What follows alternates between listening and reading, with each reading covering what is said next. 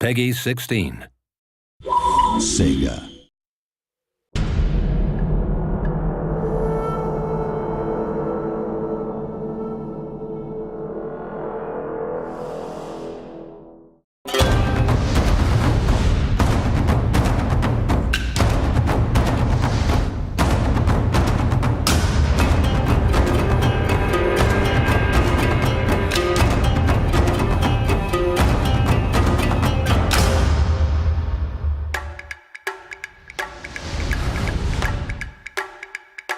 Number one, I think new players and hooking them and actually holding on to them, I think is going to be the multiplayer stuff, right? So I think absolutely the longevity of having a persistent character, you know, which creates effects and uses the more you use it is going to be. I think the other thing that's going to hook them is the fact that there's this kind of game legend that Shogun was really good, and therefore Shogun 2's coming out. That, you know, and it'll in exactly the same ways as kind of like Dune 2.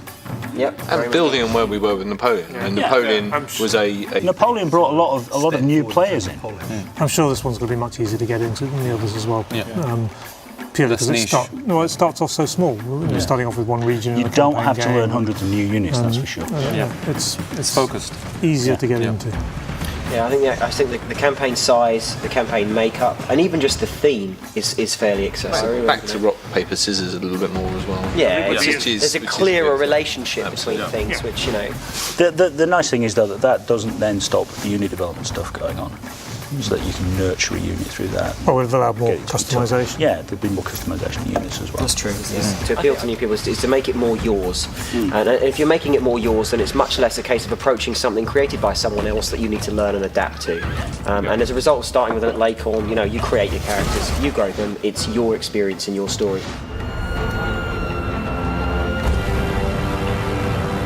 Artwork, music, and feel. I mean, hit them straight on. Art. I mean, even with cherry blossom, falling cherry blossom. Even with the initial teaser trailers, people were getting this is a game. I mean, we had to put this as in-game footage on one of the videos just because people wouldn't believe that it was a game that looked so good.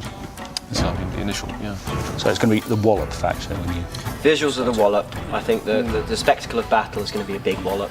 And then I think gradually you realise just how much is in there. Yes. The different areas of the game will one by one. And you suddenly realise, I haven't seen this bit before. What's all this about? And I'll just constantly surprise. When you realise you've clocked up 200 hours. Yeah. 2,000 in some people's cases. Or 2,000. And there's still surprises in there. You know, that's what it is. So that'd be good. If we can waste 2,000 hours of somebody's life, that's brilliant. It's a win, isn't it? Yeah. So Jeff in Australia has hired taikos to do the drumming, the taiko drumming. Yeah. Awesome, massive taiko drums. And Jeff himself is back. Yes. After a little sabbatical. Yes. Musical genius. Yeah. Musical genius that is Jeff. BAFTA award-winning.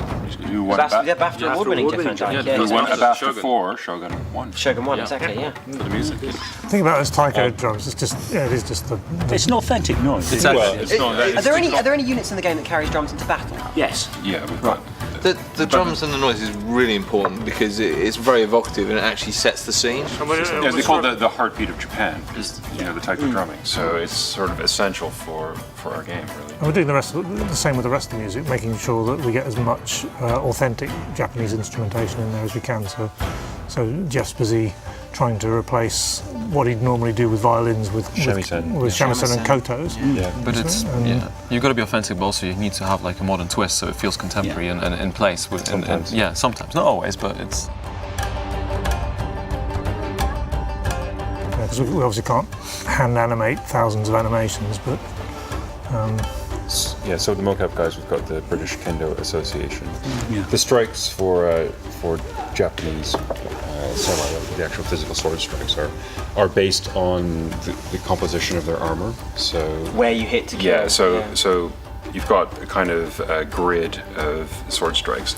So going from neck through to here. So you're missing the body armor, you're missing the head armor, you're missing the shoulder armor. So neck through to here, the reverse strikes. Strike straight through the helmet, like that. That's just you. Yeah, and also a strike straight through the throat. Okay, you need to demonstrate again. Sorry, if you like. We could actually. Good, one of the biggest and most obvious things we've had external help on is the calligraphy for the logo. That's right. The logo is written by a professional calligrapher in Japan, and he's absolutely fantastic. That is something under no circumstances could we. Because I remember I asked you if you could do it. Do you remember we had the fabric in the meeting room, and I said to you, "Can you guys take a brush and paint the fabric?" And you said, "Absolutely no way." We tried to do that for Shogun 1. Yeah, and it just doesn't work. Nick tried to do that for Shogun 1, couldn't he? Calligraphy is kind of the high art of the East, and really, it would be impossible for us to do. The strongest aspect of Shogun 2 for me is actually everybody else on the team. It really is. It really is. It's a great team. It really is a great team. I've worked with some lunatics in the past. I am really enjoying the multiplayer. Enough said. Awesome. I like the fact it's a return to our roots, as it were. I think that's a good thing. I think we should go back every once in a while and have a look at things again and see what we can do that's new. Siege battles, awesome. Oh, so difficult. Everything. Just everything. Everything. Everything. I mean, the AI. I mean, the visuals, the artwork, the multiplayer, everything. Can't really put it down to one single thing. The thing I'm most excited about is the RPG system and the kind of personality you can give the characters. That's definitely my buzz for this one.